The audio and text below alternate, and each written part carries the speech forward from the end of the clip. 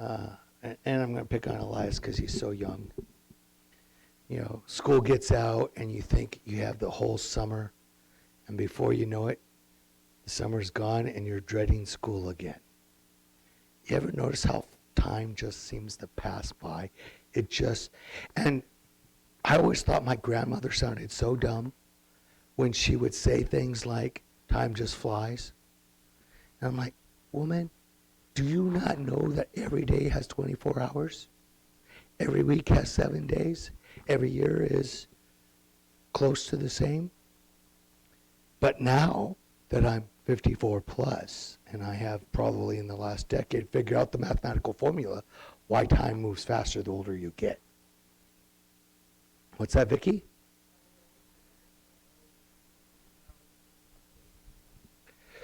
But again, if you're 10, 1 year is 10% of your life.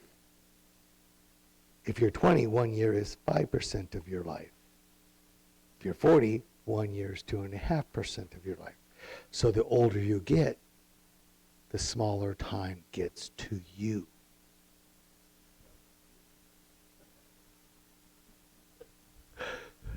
Okay. That would get you to a number like 1.3% of your life.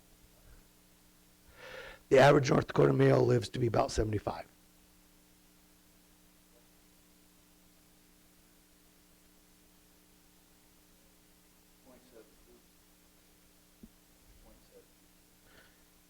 It's going to be more than 1% because you have to be 100 for 1 year to be 1%. So it's going to be like 1.3-ish.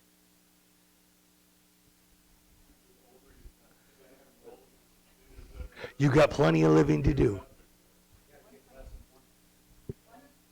You have to be 100 to be that. 1.745.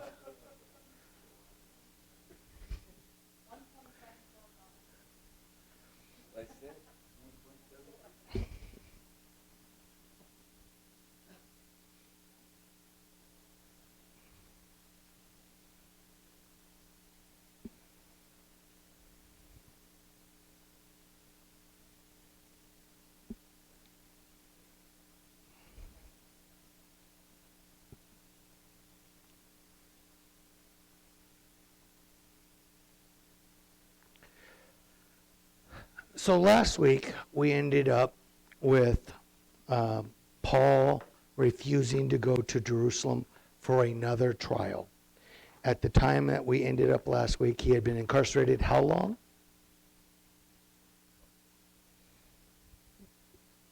It could easily be 2.25 years, 25, 27 months, something like that. It was over 2 years.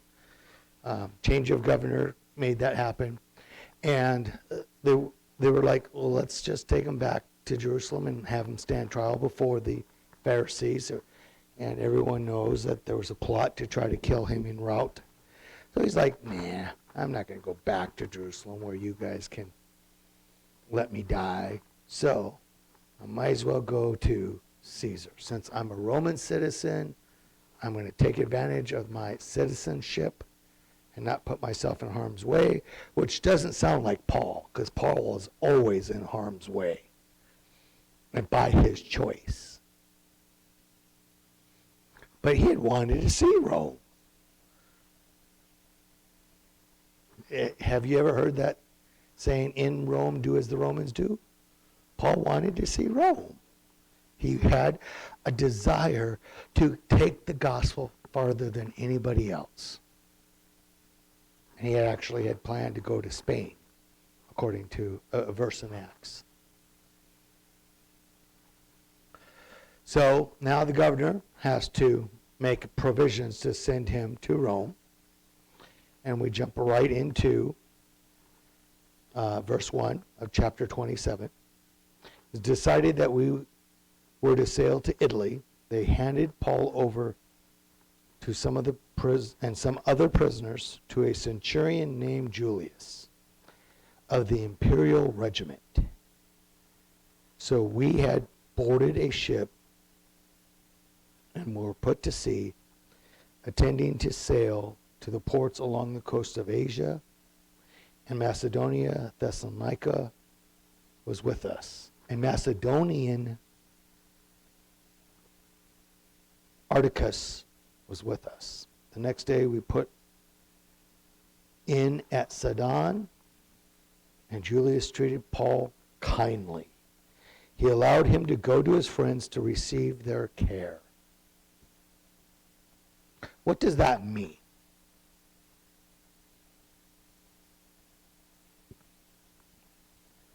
Food, probably mostly food. And who do we think wrote Acts? Who do we think wrote the book of Acts? Huh? Luke. Luke is the one that we give credit to that. So Luke is probably on this boat with Paul. He is probably a companion of Paul's through much of, from the council forward in Acts. Luke is probably present, writing about Paul's ministry firsthand. And Luke probably is a free man with money and is probably buying the bread to feed Paul in this incarceration. And again, Paul had visitors when he was incarcerated in Caesarea. When we had put out from sea from there, we sailed along the northern coast of Cyprus because the winds were against us.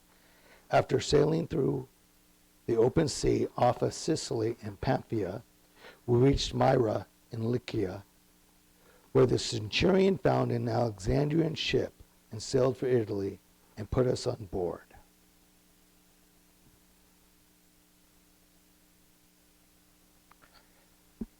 Sailing slowly. I love this next phrase. For many days. Again, a boat ride to Rome isn't supposed to take terribly long. But the wind was against the ship. It was difficult as far as Cnidus. Since the wind did not allow us to approach it, we sailed along the south side of Crete off of Salome. With yet more difficulty, we sailed along the coast and came to a place called Fair Havens, near the city of Lasea. Now I've got a little picture here of this route that we have just read takes many days. As you can see, we set off from here and so on. So you kind of see the path to get to Fairhaven. Those are the verses that we just read. And again, because of the wind, it took many days. How many of you ever thought, I'm going to do blah, blah, blah, and you thought to yourself, it won't take long, and long before you knew it, it was 3, 4, 5 times longer than you ever imagined. All the time. Especially if you're, you ever buy those assemble yourself furniture pieces, and you open up the instructions and it's like, the average person takes 7 minutes to build this, and it says, unless you're Steve Denn, it takes you 48 minutes and you have to do it 3 times.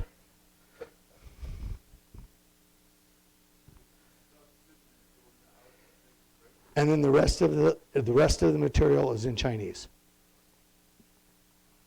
I built some windows the other night that came over and blew them apart 2 times long. Well, and yeah, we won't digress too far. We'll stay on track.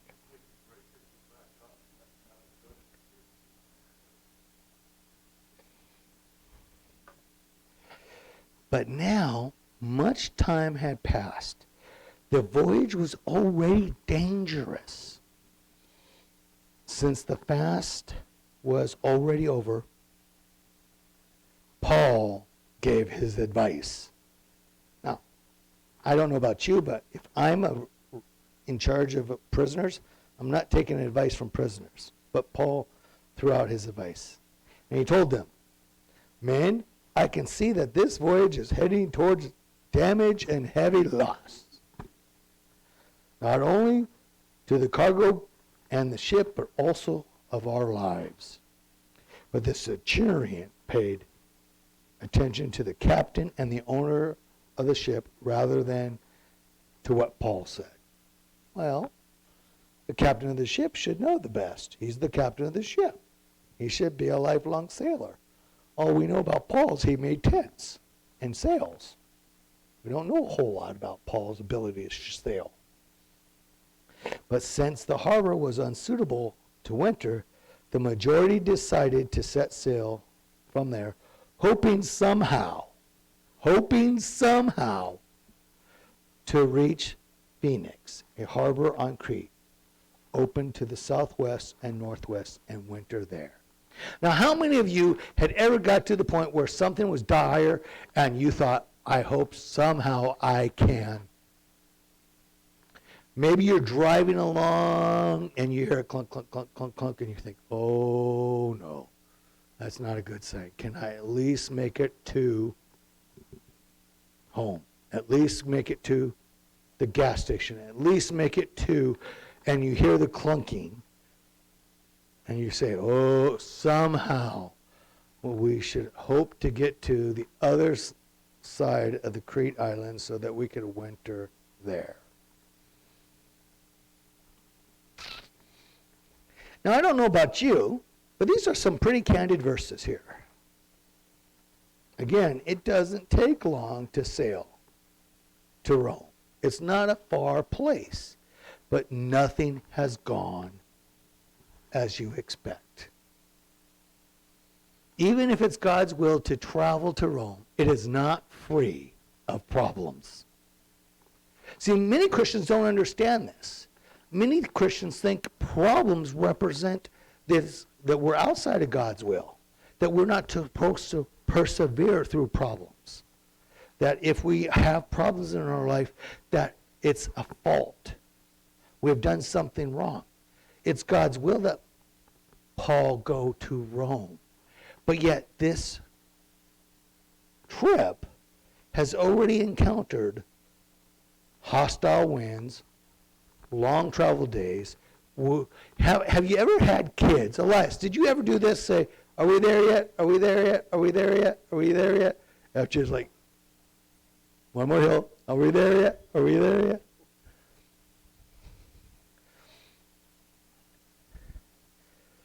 Are we there yet?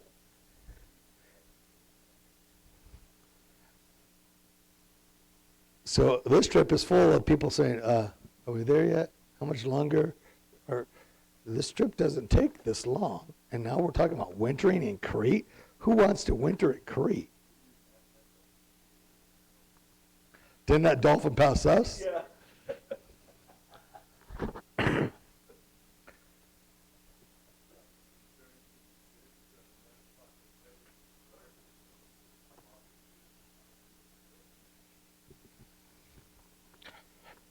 Verse 13. When a gentle south wind sprang up, they thought they had achieved their purpose. Finally, we got a break. They weighed the anchor and sailed along the shore of Crete. But not long afterwards, a fierce wind called the northeasterner. Everyone say northeasterner. Northeaster. Northeaster. Apparently this needs some practice. Northeaster. That's the wind. Has its own nickname. Rushed down from the island. Since the ship was caught and was unable to head into the wind, we gave way to it and were driven along. After running under the shelter of a little island called Clauda, we were barely able to get control of the skiff. Skiff is one of those little boats that is like a life raft type of thing.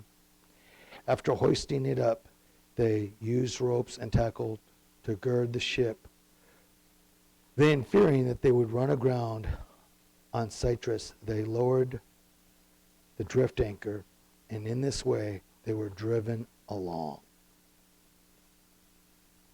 Because they were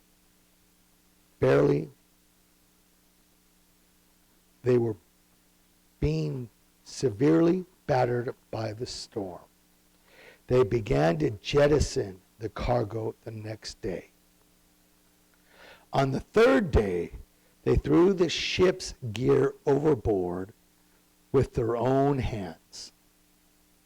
Now, I don't know about you, but this sounds kind of dangerous. If you read these descriptions, you're like, do we need that? Why are you throwing that? We need that. Well, apparently not. What a storm to encounter. Now, we in North Dakota, we know what it is to have an interesting storm to be encountered. Now, we don't have anything of this nature because we are landlocked,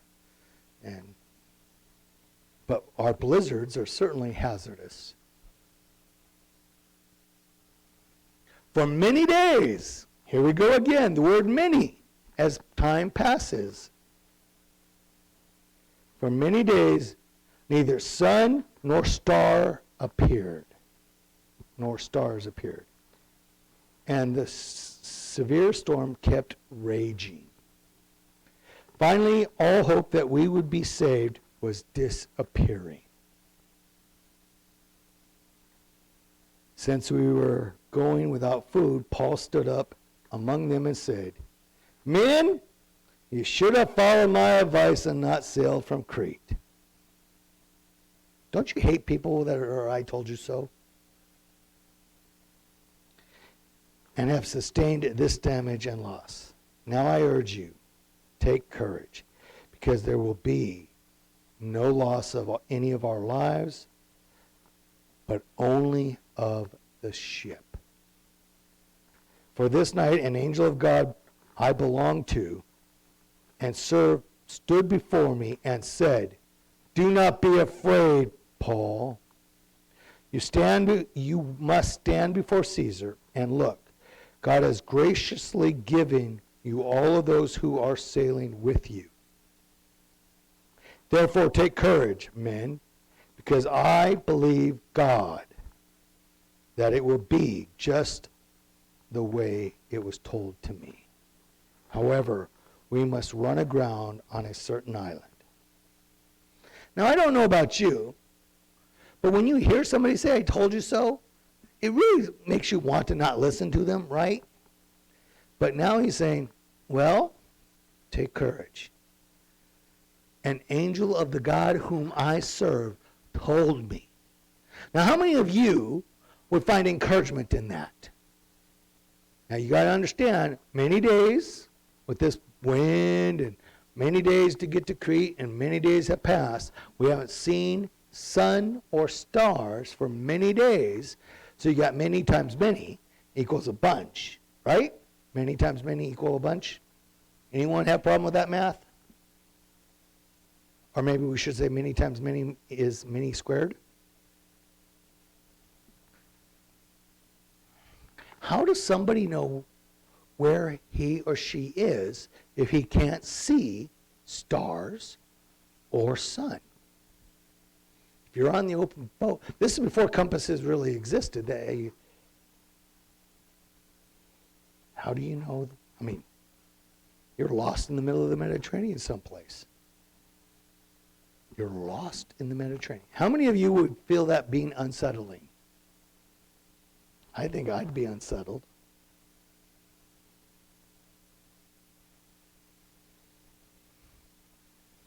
When the 14th night came, we were drifting in the Adriatic Sea. In the middle of the night, the sailors thought they were approaching land. They took a sounding and found it to be 120 feet deep. When they had sailed a little farther and sounded again, they found it to be 90 feet deep. Fearing that they would run aground rocky place, they dropped 4 anchors from the stern and prayed for daylight to come. Some sailors tried to escape the ship. They had let down the skiff into sea, pretending that they were going to put out anchors from the bow. All right. Let's abandon the ship, some thought.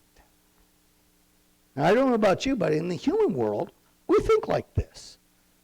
I don't want to be part of a ship that's going to be crushed in the sea, lost to the ocean. The idea of abandoning ship sounds appealing. I have better odds of surviving.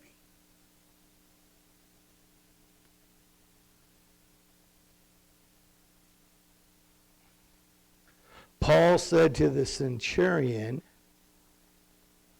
and the soldiers, unless these men stay in the ship, you cannot be saved. So then the soldiers cut the ropes holding off the skiff and let it drop away. So they didn't get in the skiff. When it was about daylight, Paul urged them all to take food, saying, today is the 14th day you've been waiting and going without food and have nothing to eat.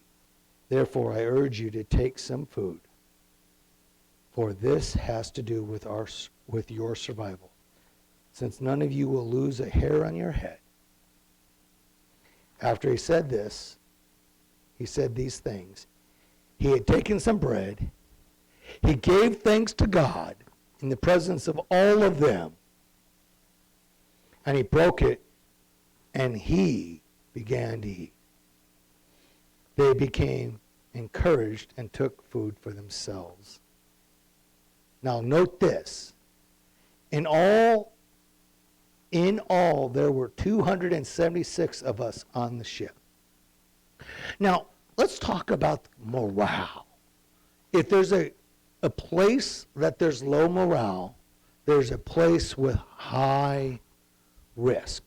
And Paul is in the middle of this. And there is a prophecy given to Paul by the voice of an angel saying, you will stand before Caesar in Rome. He believes in this. Ferdinand.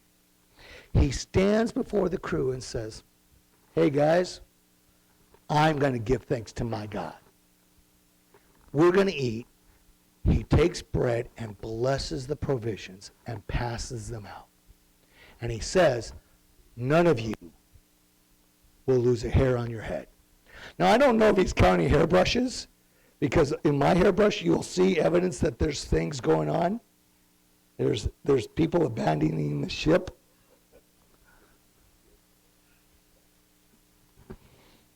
The hairbrush is the skiff. But Paul is fully convinced. Now, again, how many of you have had places in your life where you weren't happy? You weren't happy to be there. The last thing you want to do was give God thanks for anything. And here is this apostle who has his life threatened in many places he's been. He's been stoned. He's been threatened.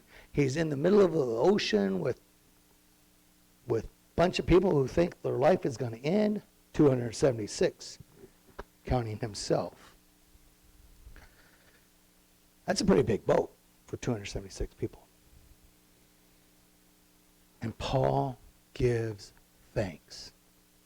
Now, I'll make a testimony statement here.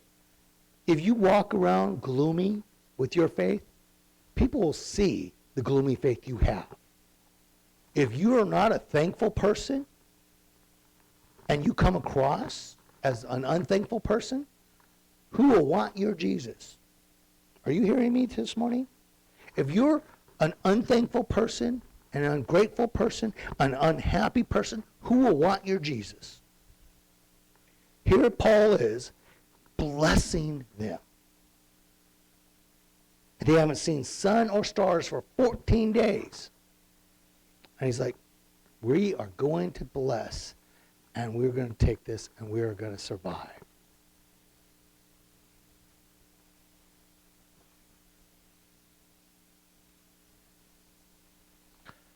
Then they had eaten enough. They began to lighten the ship by throwing the grain overboard into the sea. Now that's pretty boisterous. It's pretty boisterous to throw your provisions overboard.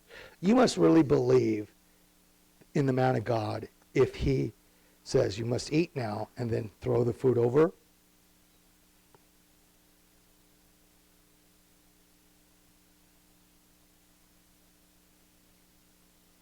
When daylight came, they did not recognize the land, but sighted a bay with a beach. They planned to run the ship ashore if they could. After casting off the anchors, they left them in the sea, at the same time loosening the ropes that held the rudders. They hoisted the foresail to the wind and headed for the beach. But they struck the sandbar and ran the ship aground. The bow jammed fast and remained immovable, while the stern began to break up by the pounding of the waves. The plan is in place, yet there are still many dangers here. There are still obstacles. Nothing is going right. Nothing is going right.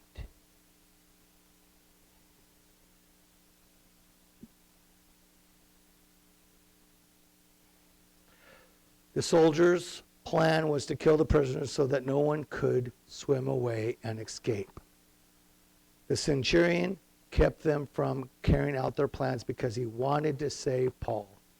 So he ordered those to swim to jump overboard first and get to land. The rest were to follow, some on planks, some on debris from the ship. In this way, everyone safely reached the shore. All right. Now, if you were a Roman soldier in charge of a prisoner, if your prisoner got away, you died. That was the facts of life.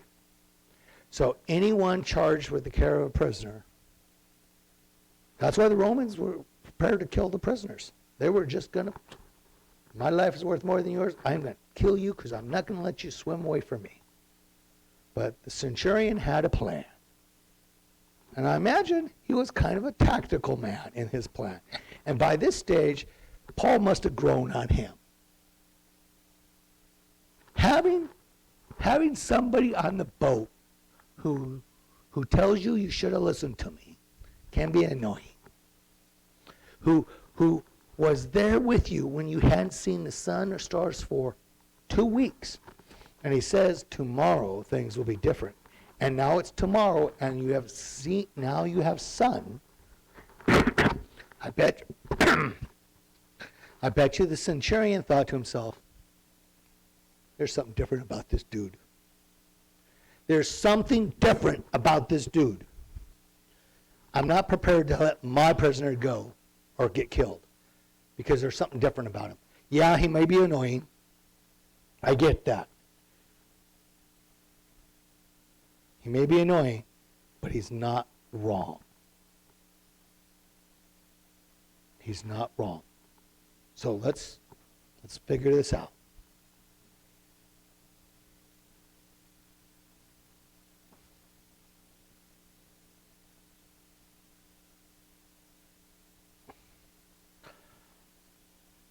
On the shore, we learned that the island was called Malta. The local people showed extraordinary kindness, for they lit a fire and took us all in. And since it was raining and cold, as Paul gathered the bundle of brushwood and put a fire on the fire, a viper came out because of the heat and fastened itself to his hand. Now for you guys, I want you to imagine a snake fastened to your hand. For you ladies, just close your eyes and don't imagine anything. Now, How many of you realize vipers are poisonous?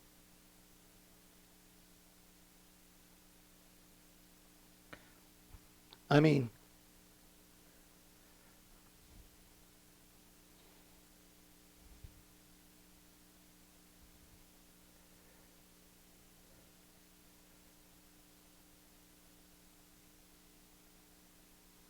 when the local people saw the creature hanging on his hand, they said to one another, "This man is probably a murderer. And though he has escaped the sea, justice does not allow him to live." However, he took the creature off and shook the creature off into the fire and suffered no harm. Everyone say, suffered no harm. Guys, you just don't have much passion in you this morning. Suffered no harm. Who does not suffer a viper's bite? Vipers are poisonous. Sometimes their bites are fatal, but everyone suffers the poison in some form or fashion. They expected that it would swell up or suddenly drop off dead. But after they waited a long time and saw nothing unusual happen to him, they changed their minds and said he was a god. Now in the sea around that place, there was an estate belonging to the leading man of the island named Publius, who welcomed us and entertained us hospitably for 3 days. Publius's father was in bed suffering from fever and dysentery. Paul went to him, praying and laying his hands on him, he healed him. After this, the rest of those on the island who had diseases came to him and were cured. So they heaped many honors on us. When we sailed, they gave us what we needed. Now, as we account this story, I want to talk a moment about nothing from the time that they got on the boat heading to Rome has gone right. Nothing has gone as the travel plans were meant to happen. Nothing made sense to anybody. And how many people got to see the snake bit hand? How many people got to see him heal somebody infected with dysentery and others? He was there on Malta at God's will, by no will of any human whatsoever, but by God's will alone. And nobody had anything to be happy about until now. And again, nothing has gone right. You ever had a bad week in your life? This is like a bad month. This is a bad month. 2 weeks with no sun, no stars, rain, cold, wet, windy. Nobody's happy. But God wanted Paul there. And Paul garnered favor by being Paul. You will garner favor by being the best Christian you will be with your neighbors. You will garner favor being the best Christian you can be with your friends, with your family, with your people that you do business with. Paul's still not to Rome yet. He's been trying to get there for a couple months, so to speak. We are now clearly, potentially 2.5 years since he was arrested in Jerusalem. And he's still not in front of Caesar yet. He's still not there yet. So as I charge you to leave this place, I don't care if you have a bad week. I don't care if you have a bad month. I don't care if you don't or not happy with the last 2.5 years of your life. Be the best Christian you can be. You will garner God's favor where you go. And be bold with that favor. Be courageous with those opportunities when God places them in front of you. Be okay being you. Let's stand and close in song.